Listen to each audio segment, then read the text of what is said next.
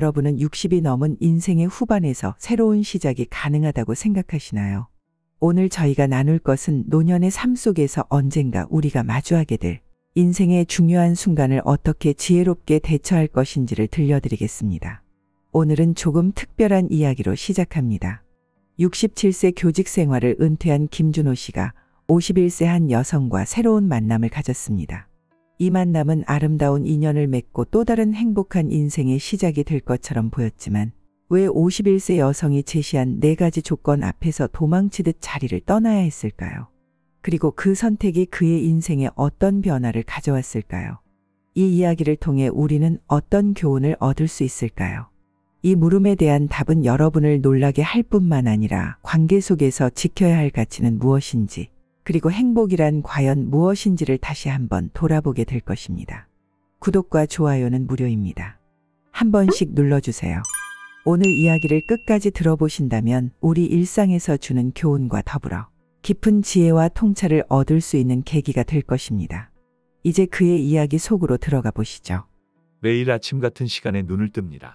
37년간의 중학교 교사 생활의 습관이 몸에 배어서일까요? 은퇴한 지 2년이 지났지만 여전히 아침 6시면 자동으로 눈이 떠집니다. 신림동의 작은 아파트는 오래되었지만 나름 아늑합니다. 매달 받는 120만 원의 연금으로 살아가는데 큰 불편은 없습니다. 적은 돈이지만 평생을 교직에 몸담았던 사람으로서 자부심은 여전해요. 미국에서 일하는 아들은 가끔 용돈을 보내주지만 받기가 미안해 모아두곤 하죠. 37년간의 교직 생활 동안 항상 주변에 사람이 많았습니다. 아이들의 웃음소리, 동료 교사들과의 대화. 하지만 지금은 그 모든 소리가 사라졌어요. 가끔은 텔레비전을 켜놓은 채 잠들 때도 있습니다. 누군가의 목소리라도 들으면 덜 외로울 것 같아서요. 그러던 어느 날 아파트 관리소장님이 조심스럽게 저에게 다가왔습니다. 선생님, 혹시 제가 아는 분을 한번 소개해드려도 될까요? 동네에서 작은 분식점을 운영하시는 분인데 참 인품 좋은 분이세요. 처음에는 고개를 저었습니다. 67세의 나이에 새로운 인연이라니 웃음거리가 될 것만 같았거든요. 게다가 제가 가진 것이라곤 퇴직금으로 장만한 이 작은 아파트와 얼마 안 되는 연금뿐인데 누군가에게 짐이 될까봐 걱정도 되었습니다. 하지만 매일 저녁 혼자 식탁에 앉아 있노라면 내 인생에도 새로운 변화가 필요하지 않을까 하는 생각이 들었습니다. 밥을 먹다가 문득 건너편 빈 의자를 바라보면 가슴 한켠이 아려옵니다. 그렇게 저는 51세의 박소영 씨를 만나게 되었습니다. 첫 만남 날 젊어 보이려고 머리 염색도 했습니다. 장롱 속 깊이 넣어두었던 정장을 꺼내 입었지요. 옷이 조금 헐렁해진 것이 느껴졌지만 오랜만에 구두를 신고 나서니 마음가짐이 달라졌습니다. 동네에서 작은 분식점을 운영하는 그녀는 7년 전에 이혼했다고 했습니다. 동네 카페에서의 첫 만남, 소박하지만 단정한 차림의 그녀는 따뜻한 미소를 지녔습니다. 테이블 위에는 따뜻한 커피 2잔이 놓여 있었고 창밖으로는 가을비가 부슬부슬 내리고 있었습니다. 선생님은 퇴직하시고 어떻게 지내세요? 그녀가 먼저 말을 걸어왔습니다. 아침에 공원 산책하고 신문 보고 하루가 참 길더군요. 아이들 가르치시던 게 많이 그리우시겠네요. 네, 아이들 웃음소리가 제일 그립습니다. 처음에는 일상적인 대화를 나누었습니다. 물가가 많이 올랐다는 이야기, 요즘 장사가 어렵다는 이야기. 그녀는 분식집을 운영하면서 겪는 소소한 일들을 재미있게 들려주었고 저는 교직 생활의 추억들을 나누었습니다. 시간 가는 줄 몰랐죠. 하지만 커피 잔이 식어갈 무렵 그녀의 표정이 갑자기 진지해졌습니다. 선생님, 제가 솔직하게 말씀드려도 될까요? 그녀의 목소리에는 미묘한 떨림이 있었습니다. 사실 저는 전 남편과의 결혼 생활에서 너무 큰 상처를 받았어요. 10년 전 이혼할 때 제가 모아둔 가게 돈을 모두 날렸거든요. 그래서 이번에는 그녀는 잠시 말을 멈추고 창밖을 바라보았습니다. 빗방울이 유리창에 부딪히는 소리만이 들렸습니다.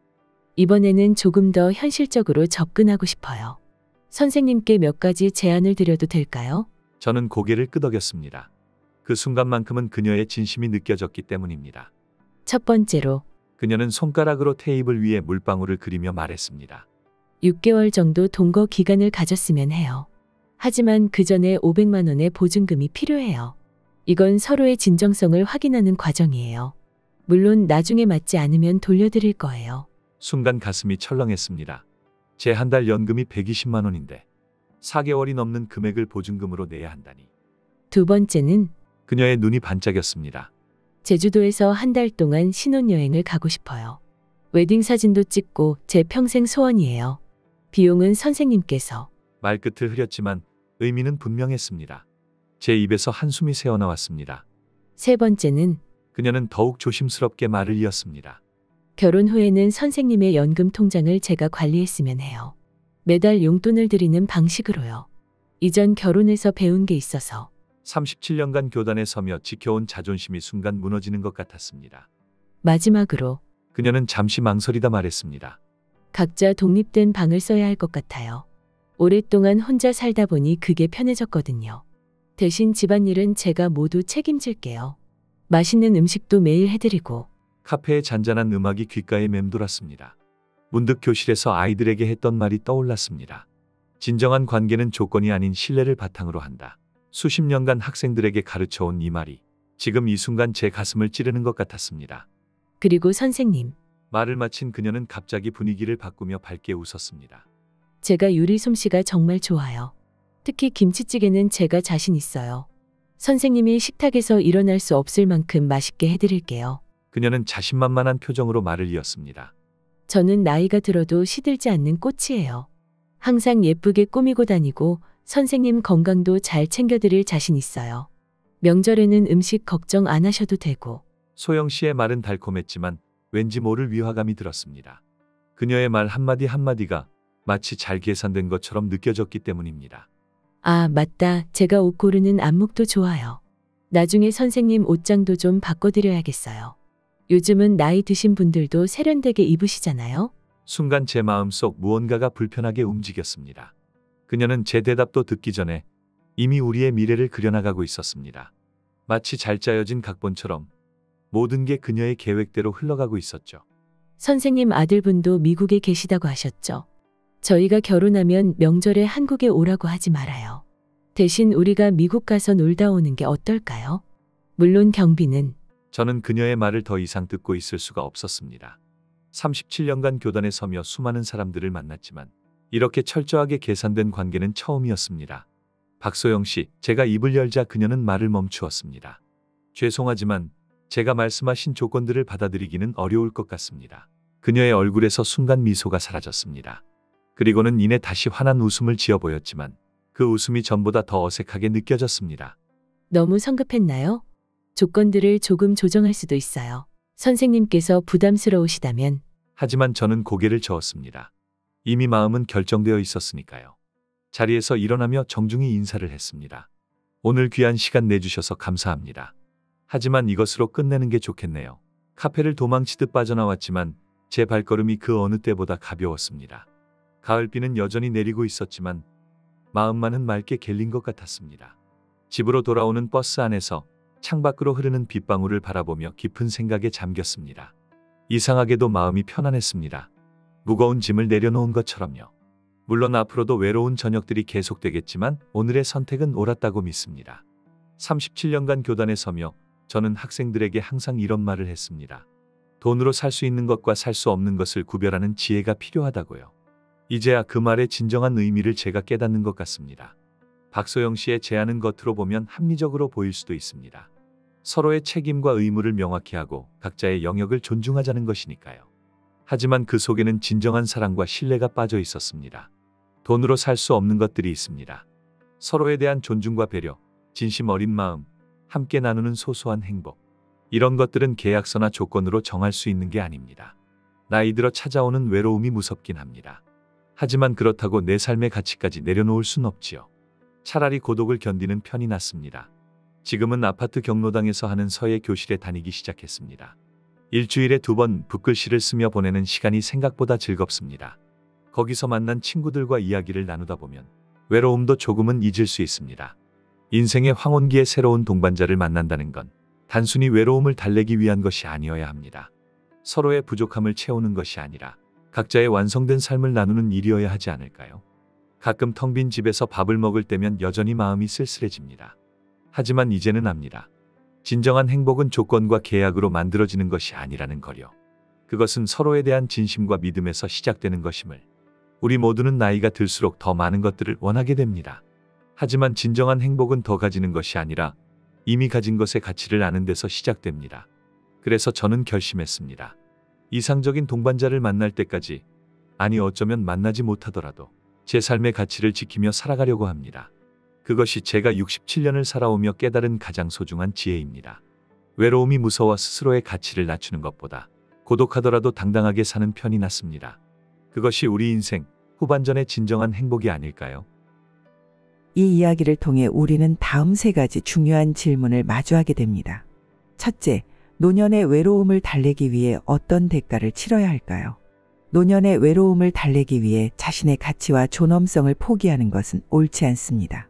2023년 통계청 자료는 우리 사회의 고령층이 직면한 현실을 잘 보여줍니다. 65세 이상 1인 가구의 46.8%가 외로움을 경험하고 있으며 이 중 32%가 경제적 어려움도 함께 겪고 있습니다. 특히 월 소득 150만 원 미만의 노인 가구가 전체의 57%를 차지하는 현실에서 노년의 삶은 더욱 큰 도전이 되고 있습니다. 김준호 선생님의 이야기는 이러한 현실을 생생하게 보여줍니다. 매달 120만 원의 연금으로 살아가는 분에게 500만 원의 보증금과 연금 관리권 이전을 요구하는 것은 단순한 경제적 부담을 넘어 한 인간의 존엄성과 직결된 문제입니다. 37년간 교단에서 아이들을 가르치며 쌓아온 자부심과 자존감이 한순간에 흔들릴 수 있는 상황이었습니다. 서울대 노년학과 김성훈 교수는 노년기의 경제적 자율성 상실은 단순한 돈의 문제가 아닌 정체성과 자아존중감의 문제라고 지적합니다. 평생을 독립적으로 살아온 한 인간에게 경제적 자율성을 포기하라는 것은 그의 삶 전체를 부정하는 것과 다름없다는 것입니다. 외로움은 힘든 감정이지만 그것을 피하기 위해 자신의 존엄성을 포기하는 것은 더 큰 상처를 남길 수 있습니다. 진정한 관계는 상호 존중과 이해를 바탕으로 할 때에만 가능합니다. 조건과 계약이 아닌 서로를 있는 그대로 인정하고 받아들일 때 우리는 진정한 동반자가 될 수 있는 것입니다. 따라서 노년의 외로움 해소는 경제적 희생이나 자존감 상실이 아닌 상호 존중과 이해를 바탕으로 한 건강한 관계 형성을 통해 이루어져야 합니다. 둘째, 진정한 관계란 무엇일까요? 이 질문에 대한 답은 김준호 선생님의 37년 교직 생활에서 찾을 수 있습니다. 그가 학생들에게 늘 가르쳐왔듯이 진정한 관계는 조건과 계약이 아닌 신뢰를 바탕으로 해야 합니다. 한국가족상담연구소의 2023년 조사에 따르면 노년층 재혼 가정의 68%가 경제적 조건으로 인한 갈등을 겪고 있으며 이 중 42%가 1년 내에 관계가 파탄에 이르는 것으로 나타났습니다. 특히 사전 계약과 조건이 많을수록 관계 만족도는 현저히 낮아졌습니다. 박소영 씨가 제시한 4가지 조건들을 살펴보면 이런 통계가 왜 나오는지 이해할 수 있습니다. 첫 번째 조건인 보증금 500만 원은 신뢰를 돈으로 환산하려는 시도였고, 두 번째 조건인 제주도 신혼여행은 경제적 능력을 초과하는 무리한 요구였습니다. 세 번째 조건인 연금관리권은 한 인간의 경제적 자유와 존엄성을 침해하는 요구였으며, 네 번째 조건인 별도의 방은 진정한 부부의 삶을 거부하는 모순된 제안이었습니다. 서울대 가족학과 박민서 교수는 노년의 재혼에서 가장 중요한 것은 서로에 대한 이해와 존중이라고 강조합니다. 물질적 조건을 지나치게 강조하는 순간 관계의 본질이 왜곡될 수 있다는 것입니다. 실제로 2022년 노인복지센터의 연구 결과 경제적 조건 없이 순수한 교제 기간을 가진 노년 부부의 관계 만족도가 그렇지 않은 경우보다 2.3배 높은 것으로 나타났습니다. 특히 서로의 생활 방식과 가치관을 충분히 이해하고 받아들인 커플의 경우 재혼 생활 유지율이 85%에 달했습니다. 해결책은 명확합니다. 진정한 관계 형성을 위해서는 우선 충분한 교제 기간을 가지며 서로를 이해하는 과정이 필요합니다. 경제적 조건보다는 서로의 가치관과 생활 방식의 조화를 우선시해야 합니다. 또한 필요하다면 전문가의 상담을 받아 서로의 기대와 우려를 솔직하게 나누는 것도 도움이 될 수 있습니다. 최근 KBS 다큐멘터리 황혼의 동반자에서 소개된 한 노년 부부의 사례는 좋은 본보기가 됩니다. 이들은 1년간의 데이트 기간을 거치며 서로의 생활 방식을 이해하고 받아들이는 과정을 가졌고, 경제적 조건 대신 서로에 대한 신뢰를 먼저 쌓았습니다. 그 결과 3년째 행복한 노년을 보내고 있다고 합니다. 결국 진정한 관계는 조건과 계약이 아닌 서로에 대한 이해와 신뢰를 바탕으로 할 때 비로소 가능한 것입니다. 셋째, 노년의 행복은 어디에서 찾아야 할까요? 노년의 행복은 과연 어디에서 찾을 수 있을까요? 김준호 선생님의 이야기는 이 물음에 대한 깊은 통찰을 보여줍니다. 그의 선택은 비슷한 고민을 안고 있는 많은 분들에게 용기와 지혜를 전해줄 수 있을 것입니다. 2023년 대한노인회 설문조사는 우리 사회의 현실을 잘 보여줍니다. 65세 이상 노인 중 78.3%가 의미 있는 활동 부재로 인한 우울감을 겪고 있습니다. 특히 배우자와 사별한 일인 가구의 경우 이 수치는 85.2%까지 높아집니다. 이는 많은 어르신들이 삶의 의미와 행복을 찾는데 어려움을 겪고 계시다는 것을 알려줍니다. 이런 상황에서 김준호 선생님은 다른 길을 선택했습니다. 그는 외로움을 달래기 위해 무리한 조건을 받아들이는 대신 새로운 취미와 의미 있는 관계를 만들어가는 방법을 택했습니다. 이는 단순히 시간을 보내는 것이 아닌 자신을 소중히 여기면서도 풍요로운 삶을 살아가는 방법이었습니다. 노인복지연구소의 2022년 연구 결과는 이런 선택이 얼마나 현명했는지 보여줍니다. 규칙적으로 취미활동에 참여하는 어르신들의 삶의 만족도는 그렇지 않은 분들보다 2.8배나 높았고 우울증 발생률도 45% 더 낮았습니다. 이는 의미 있는 활동이 노년의 삶의 질을 크게 높일 수 있다는 것을 증명합니다. 선생님의 서예 교실 이야기는 좋은 본보기가 됩니다. 돈이나 조건 없이 순수하게 공통 관심사로 모인 사람들과의 만남은 오히려 더 깊고 오래가는 관계로 발전했습니다.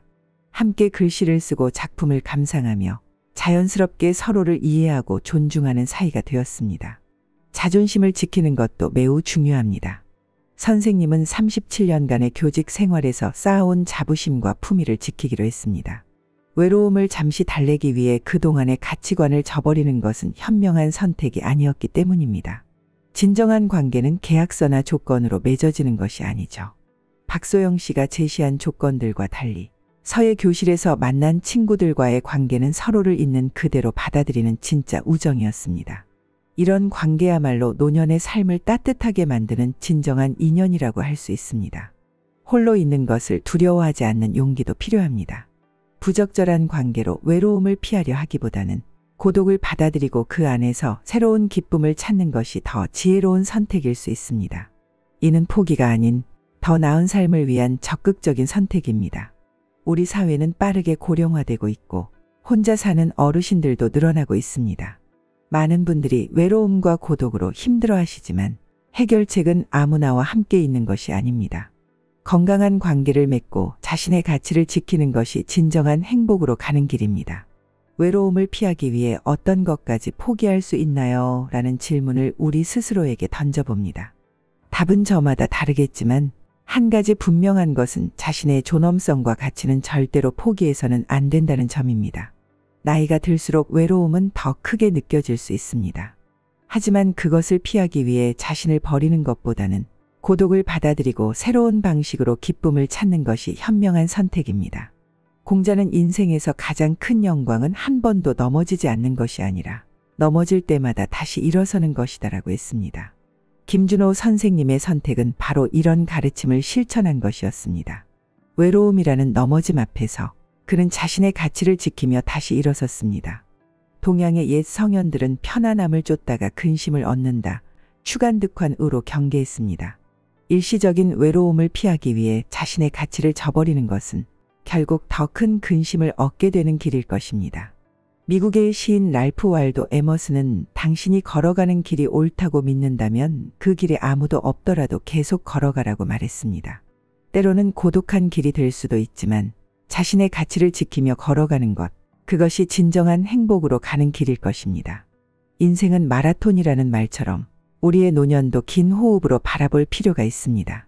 잠시의 외로움을 견디지 못해 자신의 가치를 저버리는 것보다 고독을 수용하고 새로운 기쁨을 찾아가는 여정이 더욱 값진 것임을 김준호 선생님의 이야기는 우리에게 일깨워줍니다.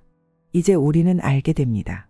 진정한 행복이란 혼자와 함께 사이의 지혜로운 균형을 찾는 것이며 그 여정에서 자신의 존엄성을 지키는 것이 무엇보다 중요하다는 것을요. 이것이 김준호 선생님의 선택이 우리 시대에 전하는 깊은 지혜입니다.